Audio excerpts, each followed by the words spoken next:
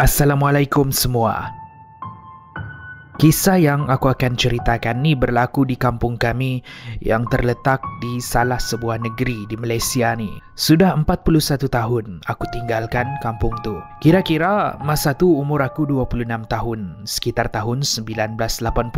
Sekarang aku sudah pun berumur 67 tahun. Di mana lokasi ni aku tak perlulah ceritakan, tapi aku yakin kalau ada yang pernah terpergi ke kawasan ni, confirm kamu masih boleh lagi jumpa rumah-rumah kampung yang seakan ditinggalkan secara tiba-tiba, seakan diorang kelang kabut untuk keluar. Bayangkan, ada rumah yang masih ada lagi barang-barang orang kampung di dalam, tidak sempat untuk dibawa ataupun terlalu takut untuk balik ke sana dan ambil.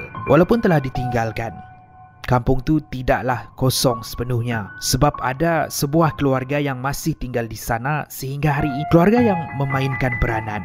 Kenapa semua orang berpindah keluar? Sebelum aku ceritakan keluarga tu dan apa sebenarnya yang terjadi, izinkan aku menceritakan latar belakang kisah ini. Dahulu, kampung tu walaupun terletak di kawasan pendalaman, tapi penduduk kampung semua rapat.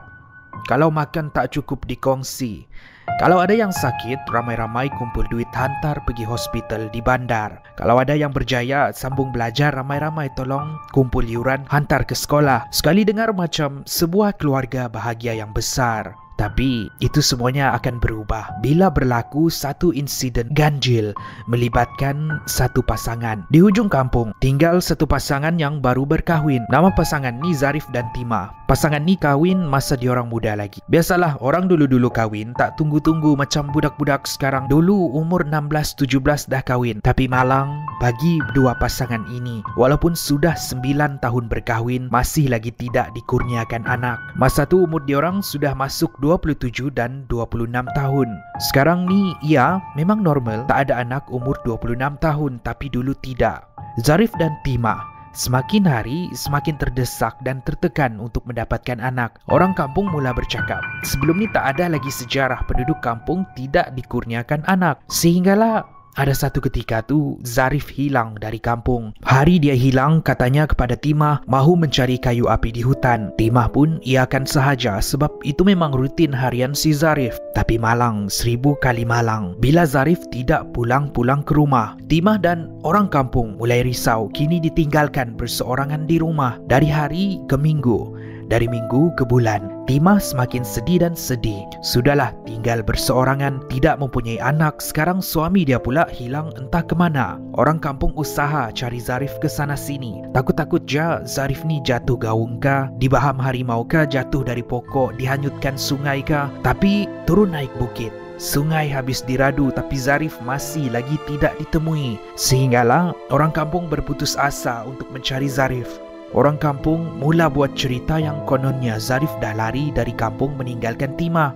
Sebab si Timah ni mandul, tidak boleh melahirkan. Dia pergi ke bandar dan hilang begitu sahaja, meninggalkan Timah berseorangan di kampung. Di kampung pula si Timah hari-hari menunggu si Zarif untuk pulang.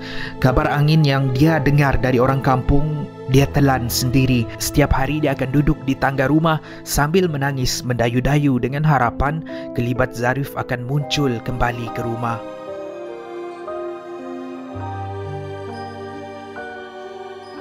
Sehinggalah masuk bulan kedua kehilangan Zarif. Si Timah ni pula mengandung. Usaha dua pasangan ni akhirnya berjaya. Mereka dikurniakan anak. Kesedihan Timah kehilangan suaminya kini terubat bila tahu yang dia akan menimang cahaya mata yang ditunggu-tunggu selama ni. Orang kampung boleh tengok wajah Timah ni mula berseri. Dia mula tersenyum semula. Keadaannya nampak bahagia, seakan kehilangan Zarif terubat oleh kehadiran anak mereka. 9 bulan kemudian di rumahnya, dibantu oleh mak-mak bidan kampung, tibalah masa Timah melahirkan anak sulung mereka. Maka bertarunglah si Timah dengan nyawanya. Badannya kecil ditambah lagi dengan keadaan fizikalnya yang lemah. Si Timah meraung-raung, di mana raungannya ni boleh didengari satu kampung. Ialah, kampung tu bukannya besar mana pun. Bayangkan si Timah beranak 2 jam. Dengar-dengar cerita, dia teran-teran tidak juga keluar. Seakan kandungan Timah tu tak mahu keluar. Tapi kalau dibiarkan, si Timah yang sengsara menahan kesakitan. Minit berganti jam, si Timah semakin lemah. Bayi masih dalam perut si Timah tapi dia tidak berupaya untuk meneran. Timah kena teruskan juga, kalau tidak kedua-dua mereka akan terkorban. 2 jam bertarung nyawa. Akhirnya bayi yang dilahirkan Timah selamat dilahirkan. Jeritan Timah bertukar, dengusan lemah, matanya tertutup dan seluruh tubuh badan Limah berpeluh dan lemah. Mak-mak bidan yang ada di sana menyambut anak si Timah. Tapi pelik, sambutan bayi sulung Timah dan Zarif tu diikuti dengan keadaan yang sunyi sepi. Senyuman di wajah-wajah bidan bertukar seram. Orang-orang kampung yang menunggu pun tertanya-tanya kenapa semua orang diam. Bayi yang dilahirkan tadi juga hidup tapi tidak menangis. Timah yang terlentang kepenatan perlahan-lahan membuka matanya dan mengangkat kepala dia untuk melihat anak sulung mereka yang baru sahaja dia lahirkan.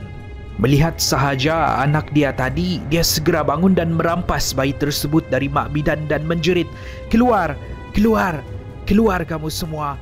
Mengarahkan semua mak-mak bidan di dalam rumahnya untuk keluar, menghampas, menutup pintu rumah. Semua orang kampung yang tertunggu-tunggu tadi tertanya apa yang terjadi. Kenapa tiada tangisan dari bayi itu dan kenapa si Timah marah-marah macam tu? Semua diorang tanya kepada mak bidan yang baru sahaja turun dari rumah Timah. Muka diorang pucat. Ada yang takut, ada yang mengalir air mata, ada yang raut wajahnya serius. Bila ditanya berkali-kali, mereka hanya diam dan melangkah kembali ke rumah masing-masing. Kejadian ini membuatkan banyak kabar angin yang timbul di kalangan orang kampung. Apa tidaknya, mak-mak bidan bila ditanya tidak menjawab. Mereka hanya diam dan ekspresi mereka kosong walaupun ditanya oleh ahli keluarga diorang sendiri. Ini menimbulkan banyak persoalan. Apa yang terjadi semasa si Timah melahirkan? Macam mana dengan keadaan Timah dan macam mana dengan keadaan anak dia? Tiada jawapan dari mak-mak bidan. Perasaan ingin tahu di kalangan orang kampung semakin membuak-buak. Satu persatu, orang kampung mula berkunjung ke rumah Timah untuk menjenguk keadaannya. Tapi Timah bila dipanggil tidak menjawab. Pintu ditutup rapat. Apa yang kedengaran ialah suara Timah membuaikan bayinya, tapi tiada bunyi bayi yang kedengaran.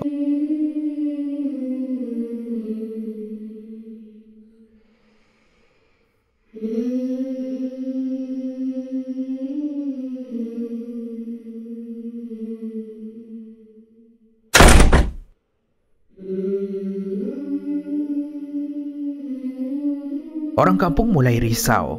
Risau dengan keadaan Timah. Macam mana dia makan? Macam mana dengan anak dia? Macam mana dengan keadaan dia? Dengan itu, mereka mula meninggalkan makanan dan barang keperluan lain di depan pintu rumah Timah, walaupun dia tidak menyahut salam dan membuka pintu. Begitulah keadaan yang berlaku sehingga sebulan. Makin lama, makin orang kampung mula gelisah. Timbullah macam-macam spekulasi. Kononnya itu bukan anak Zarif. Ada yang cakap bayi yang dilahirkan itu bukan manusia. Ada yang cakap anak yang dilahirkan sebenarnya meninggal dunia. Timah tidak dapat terima kenyataan, tetap juga dia mahu menjaga bayi itu walau tidak lagi bernyawa. Apapun spekulasi yang timbul, hanya mak-mak bidan yang ada semasa Timah melahirkan yang tahu kisah sebenar. Insiden inilah yang membuatkan orang kampung keluar satu persatu dari situ. Semuanya bermula dari keluarga mak-mak bidan tadi. Ada yang hilang secara tiba-tiba, tengok-tengok pagi rumah mereka dah kosong. Ada yang berpindah keluar terus dari kampung tu. Satu persatu orang-orang yang tahu kisah sebenar keluar dari kampung tu tanpa memberikan penjelasan. Sehinggalah tiba masa seorang mak bidan yang dikenali sebagai Mak Semah, ketua bidan kampung tu, untuk berangkat keluar meninggalkan penduduk di sana. Masa tu waktu senja. Keadaan mendung seakan mahu hujan. Angin bertiup kencang meniup pokok-pokok di sekeliling. Sebelum dia berangkat, dia ada meminta semua orang kampung berkumpul untuk dia memberikan pesanan terakhir kepada semua orang. Katanya, semua orang kampung dengar apa aku cakap ni. Ada satu bala bencana hadir di sini. Satu tetamu tidak diundang datang dari kalangan kamu. Siapa yang mahu selamat, kamu keluar dari sini. Sejurus lepas Mak Semah cakap macam tu, tiba-tiba seluruh kampung dikejutkan dengan jeritan Timah yang nyaring dan menakutkan datang dari rumah dia, diikuti dengan pintu depan rumah Timah yang terhempas terbuka.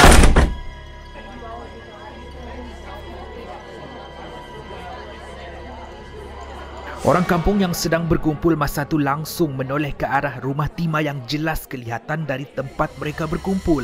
Sekarang, pintu rumah Timah terbuka luas. Tapi keadaan dalam rumah Timah gelap gelita. Keadaan riuh rendah orang kampung tadi bertukar sunyi. Tiba-tiba, kedengaran tapak kaki Timah melangkah satu persatu dari dalam menuju ke pintu rumahnya.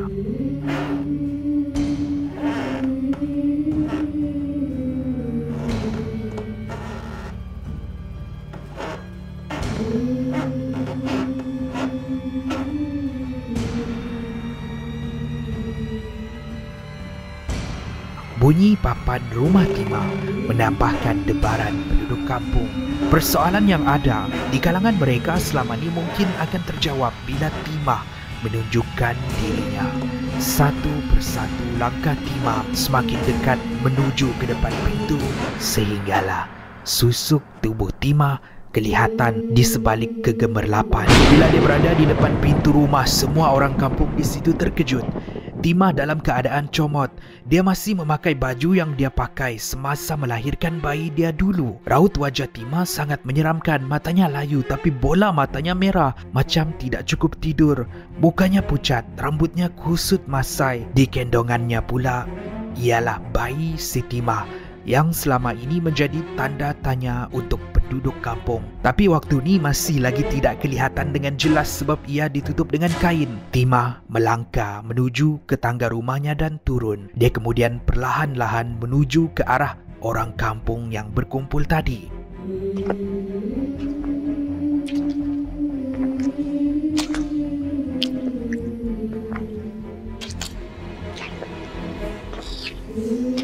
Raut wajah Mak Semah bertukar pucat. Seluruh tubuh badan dia menggigil. Hampir-hampir dia rebah jatuh tapi ditahan oleh orang kampung.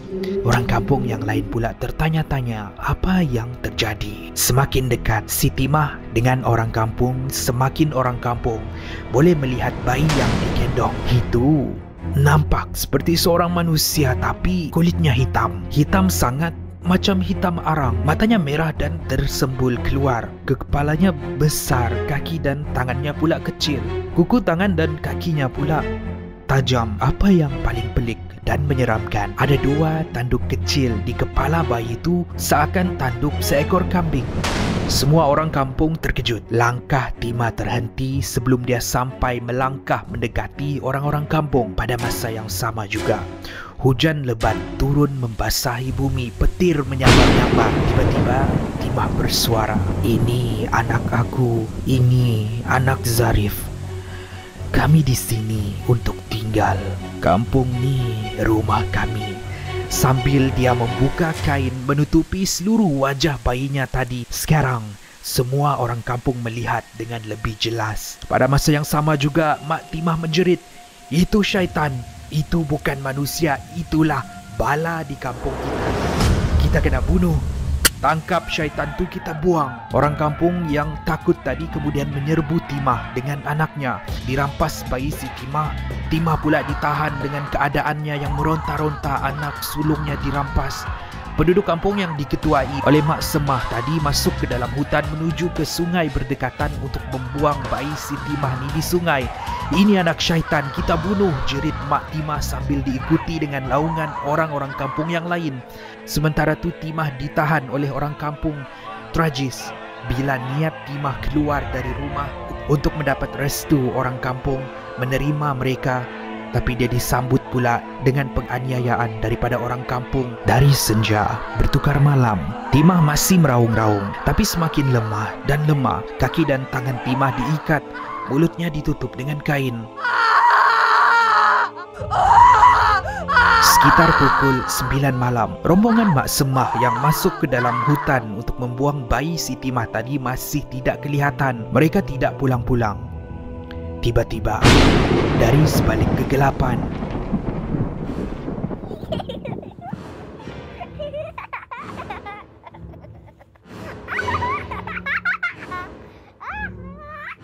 di Di sekitar kawasan hutan, kedengaran bunyi kecil seperti bunyi seekor binatang yang merangkak. Semakin dekat bunyi itu, semakin orang kampung mulai risau. Diterangi cahaya bulan, mereka dapat melihat bayi si Timah tadi merangkak menuju ke rumah Timah. Apalagi semua yang berada di rumah Timah berlarian.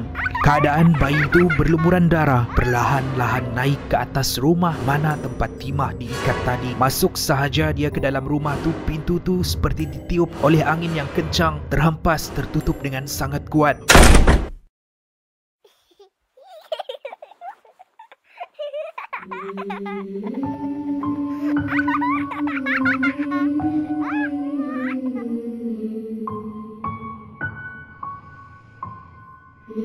Orang kampung yang menyaksikan kejadian tu lari lintang pukang masuk ke dalam rumah masing-masing. Ada yang keluar dari kampung tu malam tu juga.